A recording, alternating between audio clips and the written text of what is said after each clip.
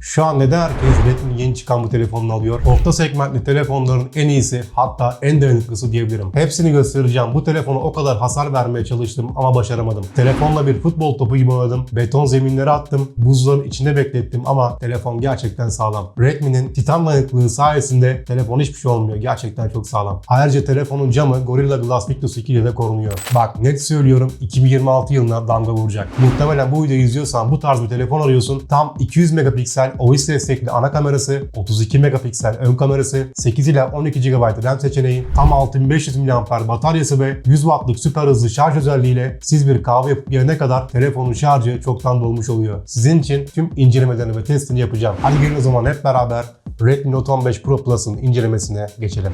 Evet, herkese merhabalar. Bugün bütçesi bu videonun tarihiyle 30.000 TL civarında olanlar için ve bu fiyatlarda en iyi telefon hangisi diye ikilemde kalanlar için çok işinize yarayacak bir video hazırladım. Şimdi paranın hakkını verecek orta segment bir telefon arıyorsun. Hem özellikleri hem tasarımı hem de fiyat olarak tam bir fiyat performans telefon olsun istiyorsan bence Redmi Note 15 Pro Plus telefonu arıyorsun demektir. Telefon elinde. Bu arada şunu da belirteyim. Bu telefonu bana gönderen Xiaomi Türkiye'ye de ayrıca buradan teşekkür ediyorum. Şimdi elimdeki şu cihaz bu aralar niye böyle ilgi görüyor anlatacağım. Ayrıca tüm öne çıkan özelliklerinden de size bahsedeceğim. Eğer almayı düşünürseniz aklınızda herhangi bir soru işareti kalmasın diye çoğu şeyi size göstermeye çalışacağım. Bakalım videonun sonunda fikirleriniz ne olacak? Ben de gerçekten merak ediyorum. Videoya başlamadan önce sizden tek isteğim, eğer bu içerik size yararlı olursa kanalıma abone olmayı, bildirimleri açmayı ve en önemlisi beğen tuşuna basmayı unutmazsanız gerçekten çok sevinirim. Şimdi isterseniz gelin bir hep beraber cihazı kutusundan çıkaralım. Bakalım kutu içerisinde neler var ve ilk telefonu aldığınızda sizi nasıl karşılıyor? Hep birlikte görelim.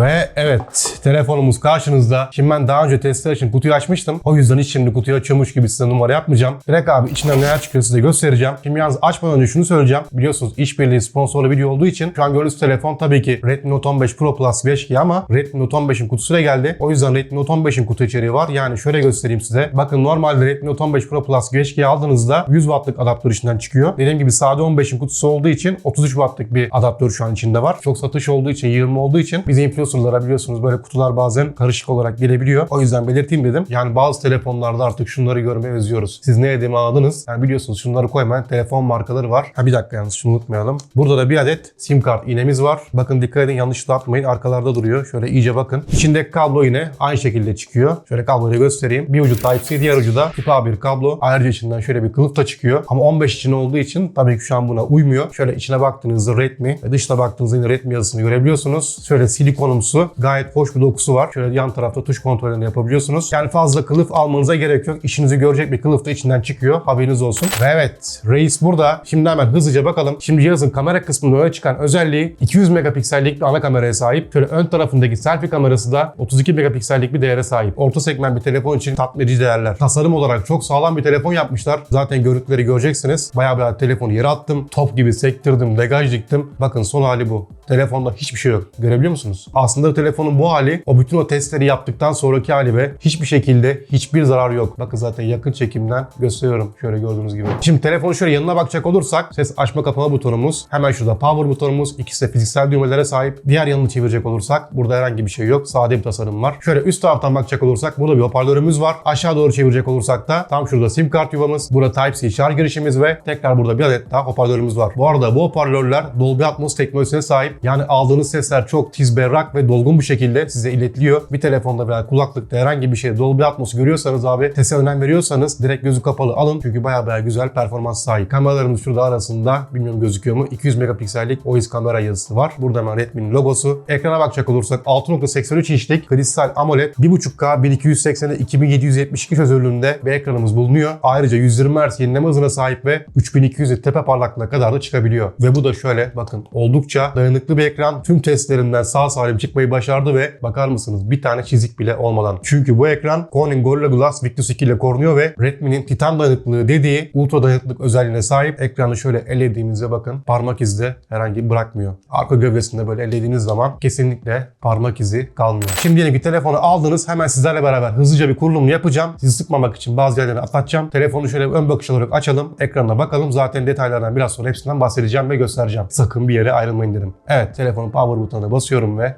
telefonumuzu açıyoruz. Mi yazımız geldi. Powered by Android. Xiaomi HyperOS. Evet, ekranımız geldi. Basalım. Dilimizi Türkçe seçtik. Next. Bu arada size şunu da söyleyeyim. Tam 100 wattlık hyper şarj özelliği de var. Yani telefonu süper hızlı bir şekilde şarj edebiliyorsunuz. Bu arada şunu da okuyup ilerleyelim. Tam 6500 mAh'lik bir bataryası var. Yani telefonu çok rahat 2 gün kullanabiliyorsunuz. Bu da uzun şarj sevenler için biçilmez bir kaftan. Evet, şundan hiç uğraşmayacağım şimdilik. Şu an sim kartla geçiyorum. İnternete bağlanacağız. Bakın telefonda güvenlik olarak parmak izi ve yüz ile kilit açma özelliğinde güvenlik teknolojileri yer alıyor. Bunların istediğinizi kullanabilirsiniz. Ben şimdi bunu da atla diyorum. Biraz uzun sürüyor ama yeni alacak olanlar için hepsini gösteriyorum. Yeni tasarlanan kilit ekranlarını buradan görebiliyorsunuz. Kabul et diyelim. Çerezleri reddediyorum şu anlık. Buradan yazı tipi ayarlarını ayarlayabiliyorsunuz. Şöyle seçebiliyorsunuz. Default'ta kalsın. İleri diyelim. Buradan varsayılan başlatıcıyı seçebiliyorsunuz. İster bunu seçebiliyorsunuz. İsterseniz bunu klasikte kalsın. Tam ekran hareketlerinde kalsın. Evet, telefonumuz hazırlanıyor. Kurulumumuz tamamlandı. Devam et diyorum. Evet, ekranımız geldi. Oğlum ekran çok iyi ya. Fiyat performans olarak çok iyi. Bakın. Parlaklığı fullediğimde bayağı bir ekran yüksek derecede bir parlaklığa ulaşıyor. Şu an şöyle tekrar indireyim. Şimdi dostlar bakın, bu telefonu aldığınızda size bir iki ayar göstereceğim. İsterseniz onları yapabilirsiniz. Ben şahsen yapacağım. Şimdi ayarlara giriyorsun abi. Buradan ekran ve parlaklığa geliyorsun. Şöyle aşağı doğru kaydırıyorsun. Tam burada yenileme hızı var. Bu yenileme hızına tıklıyorsunuz. Telefon şu an Hz, yani yenileme hızı önerilen derecede. Yani şu an 60 Hz'e çalışıyor. Siz bu telefonun yenileme hızından tam verim alabilmeniz için bunu buradan 120 Hz alıyorsunuz. Şimdi telefon tam performansını sergileyecek. Yani bakın şu an daha bir yağ gibi kayıyor. Bak.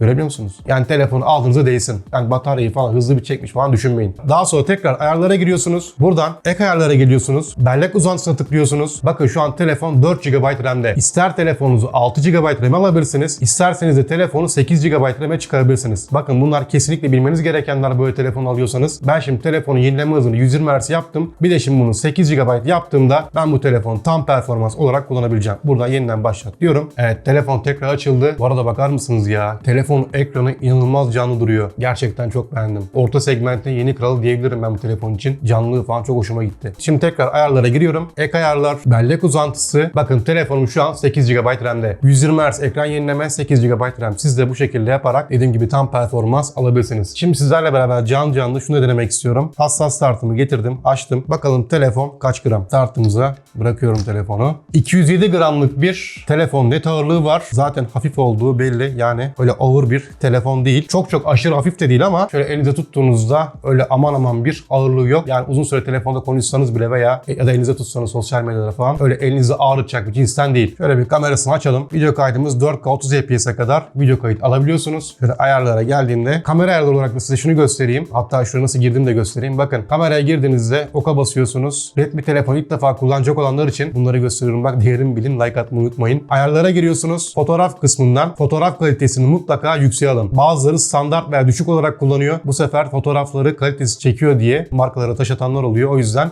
bunlara dikkat edin. Varsayılan odağı buradan 23 mm, 28 mm, 35 mm gibi değiştirebiliyorsunuz. Buradan filigran kısmına geldiğinizde fotoğraflarınızın altında şöyle filigranlar koyabilirsiniz. Bunları mesela çok soran oluyordu. Bunu buradan değiştirebiliyorsunuz, açabiliyorsunuz. Videoya geldiğimizde H264'ü alırsanız çok daha yüksek uyumluluk ve rahatlık yaşarsınız. İstediğiniz yere atarsınız ve düzenleyebilirsiniz. Genele geldiğimizde de buradan diğer ayarları yapabilirsiniz. Buradan fotoğrafa gelebiliyorsunuz. Portre modumuz var. Pro moduna geldiğinizde buradan çözünürlüğü 200 megapiksele alabiliyorsunuz. Buradan JPEG veya RAW olarak fotoğraflarınızın kalitesini değiştirebiliyorsunuz. Eğer fotoğraf çektikten sonra çok edit falan yapıyorsanız post production işlemlerinde RAW olarak değiştirebilirsiniz. Yapmıyorsanız direkt çekip geçiyorsanız da JPEG olarak değiştirin. Buradan da mutlaka fotoğraflarınızın çözünürlüğünü değiştirmeyi unutmayın. Pro modunda profesyonel kamera gibi kullanabiliyorsunuz. ISO ayarı, beyaz ayarı, diyafram ayarını falan buradan profesyonel kamera gibi böyle değiştirebiliyorsunuz. Bu şekilde kamerasını da kullanabiliyorsunuz rahat bir şekilde. Şimdi bir de şunu denemek istiyorum. Şu Hi-Res Dolby Atmos sertifikalı hoparlörlerinden müzik sesi nasıl geliyor? Çünkü çok övenler var. Sizlerle beraber hemen bir denemek istiyorum. Daha sonra detaylı olarak tekrar sizlerle paylaşacağım zaten test aşamalarında. Bir YouTube'u açıyorum. Şöyle telifsiz bir müzik açacağım. Benim her zamanki müziklerden. Bu arada telefon var ya, yağ gibi kayıyor, yemin ediyorum. Gerçekten. Evet, şöyle basacağım. Oğlum. Bir dakika. Bu ne ya? Yuh. Bak. Dur. Abi 400'e çıktı ya. Bak.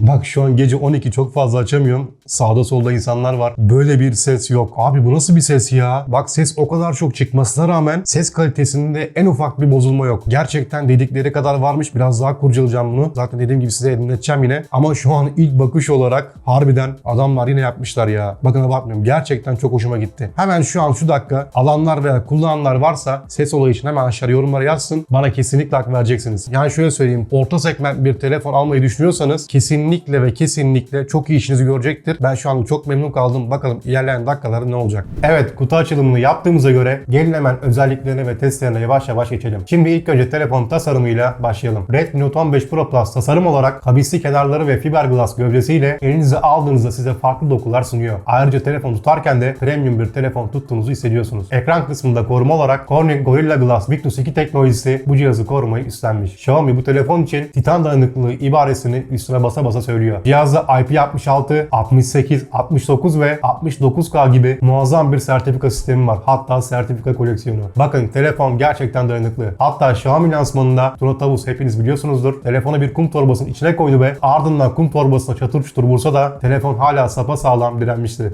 Üstüne bir de telefonu ben test ettim. Ekranda gördüğünüz gibi telefonla bir futbol topu gibi oynadım. Top gibi sektirdim. Hatta daha da abartıp degaj diktim. Ama telefon gerçekten bir titan gibi dayanıklı ve bana mısın demiyor. Hatta 2,5 saat civarı buzların içinde beklettim ve daha sonra tekrar elime aldım. Telefonda kasma, donma, takılma gibi şeyler asla ve asla söz konusu değil. Hem ısıya hem soğuğa hem de darbeye gerçekten çok dayanıklı. Mesela benim boyum 1.85, direkt kafamın üzerindeki hizadan telefonu bir beton zeminine bıraktım. Yine bir şey olmadı. Hem ekranı hem de gövdesi bayağı ekstra dirençli. Neyse şimdi de gelelim ekran özelliklerine. Bu telefon 6.83 inç kristal retina adlandırılan AMOLED paneli 1280'e 2712 piksel 1.5K'lık ekrana eşlik ediyor. Bunun yanında 120 Hz ekran yenileme hızına sahip ve güneş altında tam 3200 nit inanılmaz bir tepe parlaklığı çıkıyor ve dışarıda en güneşli ortamlarda bile telefona baksanız telefon ekranı kristal netliğinde ve parlak gözüküyor. Yüksek parlaklık ve göz koruma özelliklerine sahip ekran düşük ışıklı ortamlarda, dış mekan kullanımlarınızda, HDR içeriklerde ve oyunlarda ekstra görüntü netliği ve parlaklık bu telefonu kullananlara sağlıyor. Ekranın ayrıca Dolby Atmos desteği ve stereo parlör dizilimiyle multimedya deneyiminizi de güçlendiriyor. Mesela bu telefonda bir dizi veya film açtığınızda şöyle loş bir ortamda izlemesi gerçekten çok keyifli. Renklerin size verdiği canlılık, parlaklık ve ayrıca yine o ekranın verdiği kaliteli görüntüyü tamamen hissedebiliyorsunuz. Bu arada telefon hoparlör demin de söylediğim gibi bayağı başarılı, temiz ve yüksek bir ses veriyor. Hemen size de bunu buradan gösterebildiğim kadar göstermek istiyorum. Bakalım nasıl bulacaksınız.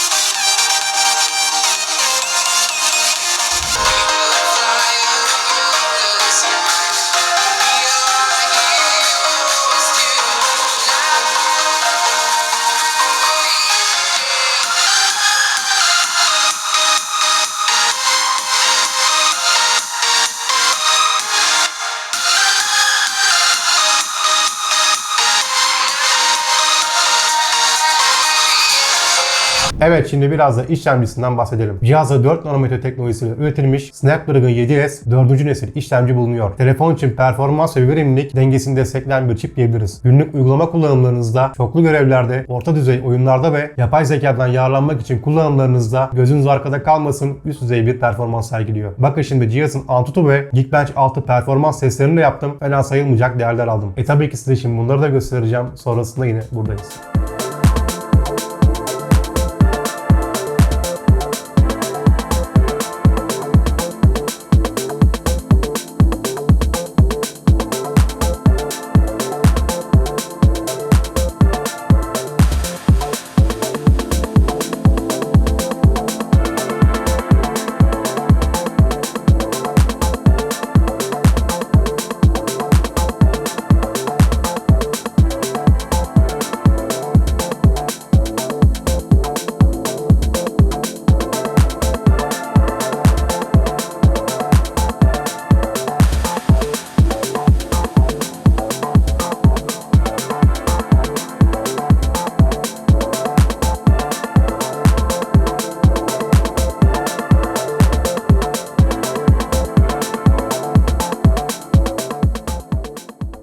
Evet, bu arada size şunu da söyleyeyim. Hatta merak edenler için tabii ki bahsedeceğim. Telefon oyun için alacaksanız da gayet başarılı. Örneğin PUBG gibi oyunları, eğer çok yüksek grafikli oyunların meraklısı değilseniz, normal ayarlarda 60 ila 90 FPS gibi değerlerde çok akıcı bir şekilde oynayabiliyorsunuz. Aklınıza şu soru gelecek, ben hemen cevaplayayım. Kasma, donma gibi sorunlar oluyor mu diyorsunuz? Hayır, olmuyor. 1,5 ay falan kullandım, test ettim. Hiç böyle sorunlarla karşılaşmadım. Hatta bu oyunları 1,5 saat civarı oynadım. Isınma sorunu yok, onu da söyleyeyim. Cihazda RAM olarak 12 GB RAM var ve şu olaya bayılıyorum. RAM'ini istediğiniz gibi değiştirebiliyorsunuz. Kutu açılımında gösterdiğim gibi bellek arttırma özelliğiyle istediğiniz gibi ayarlayıp düşürebiliyorsunuz. İsterseniz de yükseltebiliyorsunuz. Depolama olarak ise 256 GB ile 512 GB seçenekleri bulunuyor. Şimdi 256 GB'ı kimler almalı? Telefonu gün içinde çok aşırı kullanmıyorsanız, çok aşırı bir şekilde fotoğraf ve video çekmiyorsanız veya telefonunuzda bunları biriktirmiyorsanız, devamlı uygulama ve yüksek depolama alanı gerektiren işler yapıp oyunlar indirmiyorsanız 256 GB fazlasıyla yetiyor. Yani 512 GB'a pek gerek yok. Ama bunların tam tersini yapıyorsanız, telefon elinizden düşmeyip çok depolama harcıyorsanız 512 GB'da tercih edebilirsiniz. Size kalmış. Bunların yanında geniş yazılım optimizasyonu sayesinde hem telefon arayüzü çok akıcı hem de 6 yıllık güvenlik güncellemesiyle alanlara uzun ömürlü bir kullanım sağlayacaktır. Bunlar aslında büyük avantajlar, alacak kişiler dikkat etsin. Evet, şimdi de gelelim kamera özelliklerine. F1.4 diyafram açıklığında tam 200 megapiksellik yüksek çözünürlüklü bir ana kamerası var. Bu kamera yapay zeka destekli, ayrıca OIS yani görüntü sabitleme özelliğini destekliyor. İkinci kamera olarak ise 8 megapiksellik f2.2 diyafram açıklığında ultra geniş açılı bir kamera bulunuyor. Ön kamerada ise 32 megapiksellik bir sensör bizi karşılıyor. Ana kamerasıyla 4K 30 FPS'e kadar video kayıtları alabiliyorsunuz. Ön kamerası ise 1080 piksel 60 FPS'e kadar video kayıtları alabiliyor. Şimdi kamera konusunda üst segment telefonlarla karıştırmayın. Orta segmente göre gayet yeterli diyebilirim. Ama yine tabii ki bunları bir lafta bırakmak istemiyorum. Sizin için bunların da testlerini yaptım. Hemen detaylı testlerini ekrana getiriyorum. Bakalım kamera performansı ne kadar hoşunuza gidecek. Evet, şimdi video testiyle başlayalım. Bu arada sesimi de telefon dahil hoparlöründen duyuyorsunuz. Şu an 4K 30 FPS'teyiz. Caddeye yakın bir ortamdayım. Görüntü sabitleme kapalı. İlk önce görüntü sabitleme kapalı olarak size göstereceğim. Hafif sarsıntılar olabilir. Hatta şöyle birazdan sola doğru, caddeye doğru çıkacağım. Gürültülü ortamda da sesim nasıl gelecek bakalım. Evet, şöyle yürüyorum. Devam ediyoruz. Şöyle şimdi caddeye çıkıyorum. Hızlıca yürüyeyim. Hem size duymuş olun tekrardan. Evet, şu an caddeye çıktım sayılır. Hatta çıktım. Gürültülü ortamdayken sesiniz de ayrıca bu şekilde geliyor. Evet, arabalar, insanlar, kalabalık bir ortam. Sesim nasıl geliyor şu an bilmiyorum ama muhtemelen güzel geliyordur. Görüntü de bu şekilde. Şimdi gelin isterseniz görüntü sabitlemeyi açıp tekrar deneyelim. Evet, şu anda görüntü sabitleme açık. Yine aynı yoldan yürüyorum. Yalnız şöyle bir şey var. Görüntü sabitleme açık olduğunda en fazla 1080 30 FPS video kayıtlı alabiliyorsunuz. Yani 4K 30 FPS alamıyorsunuz. Şu an dolayısıyla 1080 30 FPS'teyiz. Evet, yine aynı cadde yürüyorum. Evet, şu an caddeye doğru geldim yine. Bu şekilde 1080 30 FPS'te hem görüntü kalitesi böyle oluyor hem de ses kalitesi duyduğunuz gibi oluyor. Ve aşağılara doğru. Vallahi sabahtan beri çekim yapıyorum. Testlerle uğraşıyorum. Şu an hemen izliyorsanız artık bir like'ınızı alırım. Sizler için kameraların testlerini güzel yapmaya çalışıyorum. Evet, görüntü sabitleme açıkken de telefonun performansı bu şekilde. Evet, şimdi size bir canlı şöyle zoom performansı da göstereyim. Şu an kameramız 1x'te. 1x'ten yavaşça 2x'e doğru alıyorum. 2x'te görüntüyü bu şekilde alıyorsunuz. 2x'ten de yine yavaşça şöyle 4x'e doğru aldım. 4x'te görüntü bu şekilde. Şu wireless işaretine odaklanırsanız direkt oradan görebilirsiniz zaten. 4x'ten de öyle 6x'e alıyorum. 6x'te de görüntüyü bu şekilde alabiliyorsunuz. Tekrar 6x'ten şöyle 1x'e doğru yavaş yavaş parmağımı götürüyorum. 1x'te de şu anki konumum bu şekilde. Evet, bu telefonun zoom performansı gördüğünüz gibi aynen böyle görüntü alabiliyorsunuz.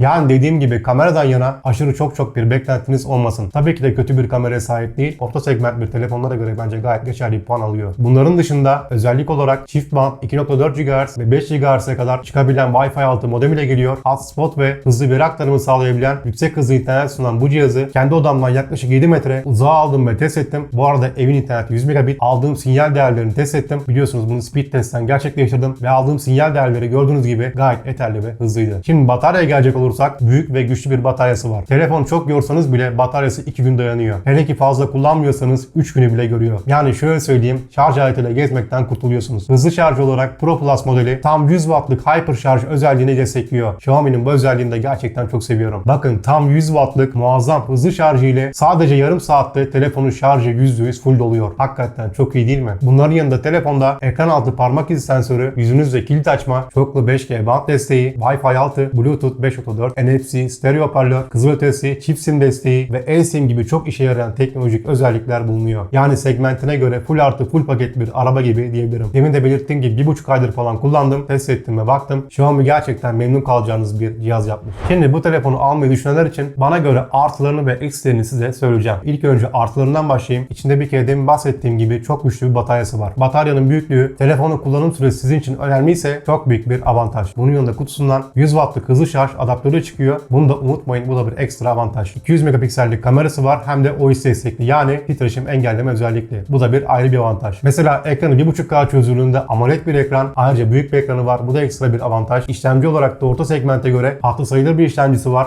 Oyun olarak da sizi normal ayarlarda orta grafikli oyunlarla sizi üzmez. Yani bu saydıklarım hepsi bana göre artı özellikler. Eksileri ise yine bana göre şunlar. Cihazda RAM tipi olarak DDR4X RAM bellekleri kullanılmış. Bu bellek türleri günümüze göre bir tık eski kalıyor. Yani biraz daha yavaş ve ağır çalışıyor. Ama şöyle bir şey var, bunu hissetmiyorsunuz bile. Sadece teknik olarak konuşuyorum. Onun dışında ana kamerasıyla bile 4K 60 fps videolar çekemiyorsunuz. Sadece 4K 30 fps'e kadar destekliyor. Ön kamerası 32 megapiksel ama burada da 4K 30 fps bile kayıt alamıyorsunuz. Sadece 1080p 60 fps'e kadar alabiliyorsunuz. Aslında bunlar çok büyük eksiler değil ama tam olarak değerlendirmek istedim. Şu anki videonun tarihiyle de 30.000 TL civarı bir fiyatı var. Bence bu fiyat segmentine göre alabileceğiniz en iyi telefonlardan diyebilirim. Şu an satış değerleri bayağı iyi ve iyi gören bir telefon. Evet, size Redmi Note 15 Pro Plus'ın öne çıkan tüm özelliklerini göstermeye ve anlatmaya çalıştım. Umarım hoşunuza gitmiştir ve alacak kişiler için yararlı olmuştur. Şimdi size kapatmadan önce bir sorum var. Peki siz bu anlattıklarımdan sonra bu telefon alır mıydınız? Telefon gerçekten hoşunuza gitti mi? Alır mıydınız veya çoktan aldınız mı? Yoksa başka bir telefon mu tercih ederdiniz? Lütfen aşağıda yorumlarda fikirlerinizi bekliyorum. Ve gerçekten fikirlerinizi merak ediyorum. Yorumlarda buluşalım. Ve hemen şu an almak isterseniz de telefonun linkini açıklama kısmına bırakıyorum. Tıklayıp güvenle alabilirsiniz. Dediğim gibi eğer video işinize yaradıysa kanalıma abone olmayı, bildirimleri açmayı ve hemen aşağıdan beğen tuşuna basmayı unutmazsanız gerçekten çok sevinirim. Dedikten sonra artık yavaş ben kaçıyorum. Ne diyorduk? Kendinize çok iyi bakın. Teknolojiden uzak kalmayın.